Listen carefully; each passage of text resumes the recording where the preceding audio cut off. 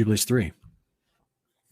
On the 6th day of the 2nd week, we brought, according to the word of God, unto Adam all the beasts, all the cattle, all the birds, and everything that moves on the earth, everything that moves in the water, according to all their kinds, according to their types, the beasts on the 1st day, the cattle on the 2nd day, the birds on the 3rd day, and all that which moves on the earth the 4th day, and that which moves in the water on the 5th day. So if you guys wonder how long it took for this process to happen, each big prospective kind had its own day for naming.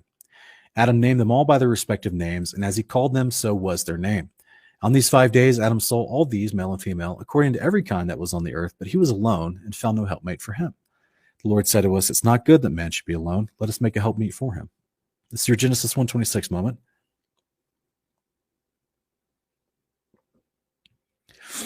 I know a lot of people would, I personally think this is the Father and the Son, as we just read from John chapter 1, verse 10.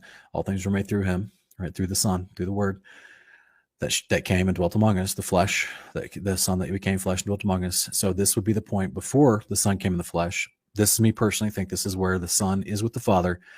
And that's why the Father is saying to the angels, it's not good that man should be alone. Let us make a helpmeet for him. Why? Because as we already read earlier in Jubilees, he announces what he's going to do with mankind. He announces that to the angels. Why? Because the angels were created to serve mankind. So he's telling the people, he's telling the workers, the object of their work. Obviously, he's creating, he's creating not just one man, but he's creating a woman now. So now they can procreate. So now all these millions and millions of angels, they're getting told, yeah, I'm going to create them a woman. Well, that's obviously they're going to understand what that means. Yahweh's going to explain to them, man, it's not good man's alone. We'll give him a woman. They already know what male and female is because they watched him made all of the animals. So now he's going to make male and female of mankind. So that means, procreation. And if they were told that their job is to go help mankind, well, there's a lot of them for just one man. You need more mankind. So they have something to do. This is why he's looking to them. He's saying, let's expand this man thing. We're going to make a helpmate for him. Make a female. We're going to go into some of the role of the angels here in just a minute, but there's a reason why he would announce to his servants, those he loves, his sons, the angels, why he would announce what he's doing with mankind, because it directly pertains to the job of why the angels are created. It's all to work together. Verse 5, the Lord our God caused a deep sleep to fall upon him. He slept, and he took for the woman one rib from amongst his ribs, and the rib was the origin of the woman from amongst his ribs, and he built up the flesh in its stead, and he built the woman. And he awakened Adam out of his sleep, and on awakening he rose on the 6th day, and he brought her to him, and he knew her, and said to her, this is now bone of my bones and flesh of my flesh. She shall be called my wife, because she was taken from her husband. Therefore shall man and wife be one, and therefore shall a man leave his father and his mother, and cleave unto his wife, and they shall be one flesh. Jubilees 3:8-13. In the first week was Adam created, and the rib his wife. In the 2nd week he showed her unto him, and for this reason the commandment was given to keep in their defilement, for a male 7 days, and for a female twice 7 days. That's 14 days. And I'm actually going to read the parallel in Leviticus here in just a second, but I'm going to go on and read the rest of this passage as well, just because this is where we get the instruction from Leviticus, in case you ever wonder how it makes sense. Verse 9, and after Adam completed 40 days in the land where he'd been created, we brought him into the Garden of Eden to till it and keep it. Did you guys catch that? So after Adam had been created for 40 days in the land where he was made, then they took him to the Garden of Eden. So what we just read in the previous few verses, where all the animals were brought over a 5-day period to Adam for him to name them, that happened outside the garden. So there's animals outside the garden. And what we're going to read here in a minute is the animals that are inside the garden, they have to go outside the garden when Adam and Eve are scattered from the land for transgression, just like Israel later. And it'll explain that those animals then go out to the places that were created for those specific animals, right? So just showing you here that Adam was created not inside the Garden of Eden, but outside in the regular land. Going into the garden was its own enclosed area. I've done an entire broadcast. It's actually in my playlist here on Kingdomcast. It's called The Kingdom of the Garden, and I go over this with great depth. Verse 10, for this reason the commandments written on the heavenly tablets in regard to her that gives birth. If she bears a male, She shall remain in her uncleanness 7 days, according to the first week of days. And 30 and 3 days shall she remain in the blood of her purifying. And she shall not touch any hallowed thing, nor enter into the sanctuary until she accomplishes these days, which are enjoined in the case of a male child. So now the woman who gave birth has to wait 40 days before she can come to a set-apart place. Verse 11, but in the case of a female child, she shall remain in her uncleanness 2 weeks of days, that's 14 days, and according to the first 2 weeks, and 66 days in the blood of her purification, and they will in all be 80 days. So now she has a female, she births a female little girl, she has to wait 80 days before she comes near any type of sanctuary or anything that's holy and set apart. Verse 13, therefore there was ordained regarding her who bears a male and a female child the statute of those days, that she should not touch no hallowed thing, nor enter into the sanctuary until these days for the male and female child are accomplished. We see this also, I'm not going to read it for the sake of time, we see this expressed in Leviticus 12, 1-7, right here. Same thing, same numbers, everything. 40 days for a male child, 80 days for a female child, same thing. Except it's now in the context of Moses and the Israelites and the tent of meeting that they were traveling around with and everything. So as all the Israelites were having children during their time in the days of, in the wilderness for 40 years, they knew what to do as far as coming forward and bringing them.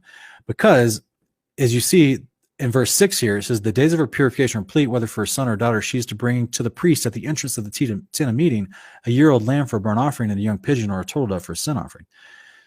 So she can't do that until she's finished these days of purification, according to whether she had a male or female. And then the priest does their job on her behalf. So this same instruction in Leviticus 12, Jubilees is telling us that the Father was consistent, and he even kept it back in when Adam and Eve were created originally, which I think is kind of fascinating. Jubilees 3, 14-19. So this is the law and the testimony which was written for Israel, in order they should observe it all the days. And in the first week of the first Jubilee, Adam and his wife were in the Garden of Eden for 7 years, tilling and keeping it. We gave him work, and we instructed him to do everything that's suitable for tillage.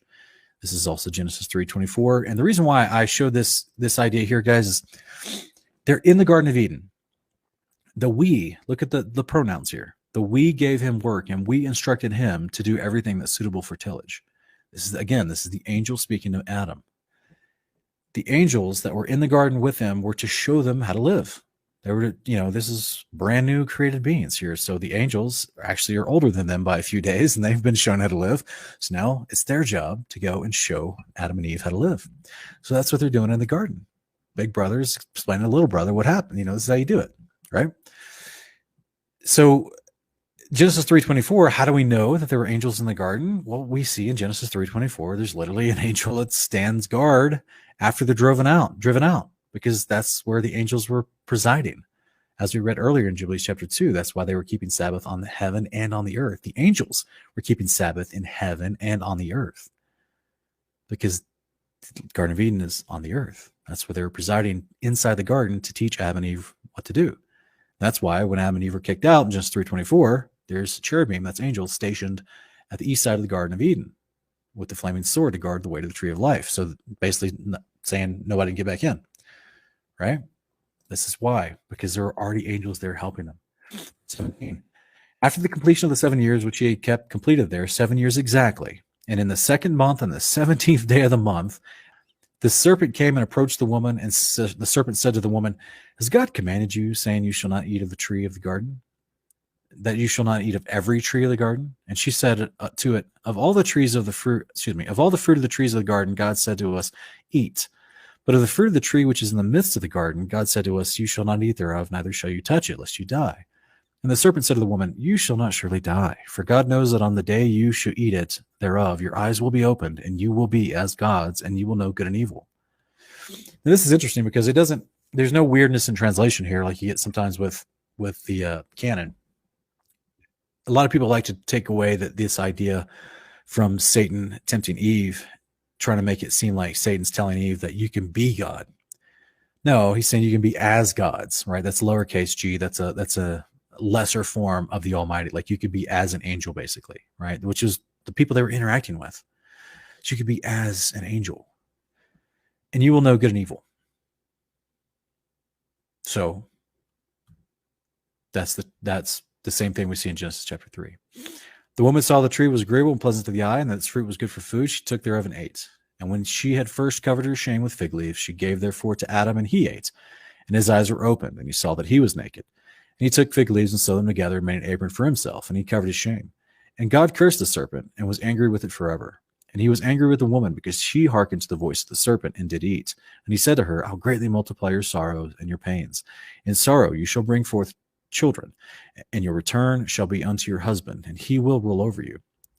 And to Adam also he said, because you've hearkened unto the voice of your wife, you've eaten of the tree which I commanded that you should not eat thereof. Cursed be the ground for your sake. Thorns and thistles shall it bring forth to you. And you shall eat your bread in the sweat of your face, till you return to the earth from where you were taken. For earth you are, and unto earth shall you return. And he made for them coats of skin, and clothed them, and sent them forth from the Garden of Eden. And on that day on which Adam went forth from the garden, he offered as a sweet savor an offering, frankincense and galbanum and stacte and spices in the morning when the rising of the sun from the day when he covered his shame. Sounds like the morning offerings, or at least one of them. We also see this idea of once they have Cain and Abel, they're doing sacrifices, specifically bringing forth fruit of the ground. Who taught them that? This is what I've been trying to say, guys. The angels already taught Adam everything that was suitable for tillage. And also there's another verse where it says it taught him to put aside residue. So they already taught Adam and Eve everything they were supposed to do. We got literally Adam before he leaves the garden doing acts of a priest and worshiping. So now it makes perfect sense. Since he's the elder, he would be the priest over Adam and Eve. He would be the priest over Eve and Cain and Abel. That's why he's in. This is why you would have Cain and Abel bringing forward an actual offering, and Cain's gets rejected because he's not bringing the right kind. This is explained to you in the Septuagint, by the way. He doesn't bring the right divided amount. Let's put it like that. He doesn't bring what I would believe to be the 10th. So that's why they're following the law of God. They're following the instructions that the angels who also keep this law in heaven expressed to Adam how to do this stuff. And that's why we see Cain and Abel in Genesis chapter 4, 1 through 5, also doing the same behavior. So it's that simple. Jubilees 3, 28 through 35. And on that day, that's the day that Adam and Eve were kicked out of the garden, the day that he also burned the incense on an altar in the garden. Think about that for a moment. And on that day was closed the mouth of all beasts and all cattle and birds and whatever walks and whatever moves, so they could no longer speak, for they had all spoken with one another with one lip and with one tongue. Guys, I promise you, in the kingdom of heaven, the animals will speak and will all speak Hebrew according to Jubilees. Purified lips, purified tongue of all Israel, Zechariah 3:9, Parmas. Everyone's going to be speaking the language of creation again, which will be Hebrew, even the animals, according to scriptures. But we see this kind of concept validated. This claim of Jubilees chapter 3:28, we see it validated in Numbers 24, 26 through 30. It's the story of Balaam, right? He's this prophet that he's trying to do something the Father doesn't want him to do. His donkey actually has to get in the mix. It's pretty interesting. Numbers 22, 26 through 30. The angel of the Lord moved on ahead and stood in a narrow place where there was no room to turn right or left. When the donkey saw the angel of the Lord, she lay down under Balaam, and he became furious and beat her with his staff. Then the Lord opened the donkey's mouth, and she said to Balaam, what have I done to you that you beat me these 3 times? And Balaam answered the donkey. So Balaam's not surprised this donkey is talking to him, I promise you, because he knows the story of what we just done. This is a guy who's supposed to be a prophet of the Lord. It means he knows the law of the Lord. In verse 29, he actually answers the donkey. You've made a fool of me. If I had sword in my hand, I'd kill you right now. In verse 30, the donkey said to Balaam, I'm not the donkey. Am I not the donkey you have ridden all your life until today? Have I ever treated you this way before? But go read the fullness of that chapter, Numbers 22. The donkey's actually saving him from going close to this angel, because the angel was going to kill him, because this Balaam was going to go do something he should have been doing. The point is, verse 28, the Lord opened the donkey's mouth. Why? Because the Lord closed the mouth of all the beasts, animals, everything that moves and walks, when Adam and Eve were kicked out of the garden. So for 7 years, both inside the garden and outside the garden, from where I can understand, all of creatures, everything that was created that moves, birds, cattle, beasts, whatever walks, all these things could talk. So therefore, suddenly, the serpent that tries to tempt Eve, well, that's not a big deal anymore, is it? who influenced the serpent to do that. That's where we get a little bit deeper, right? With the angel Azazel, also called Gadriel and Mastema, and various other names.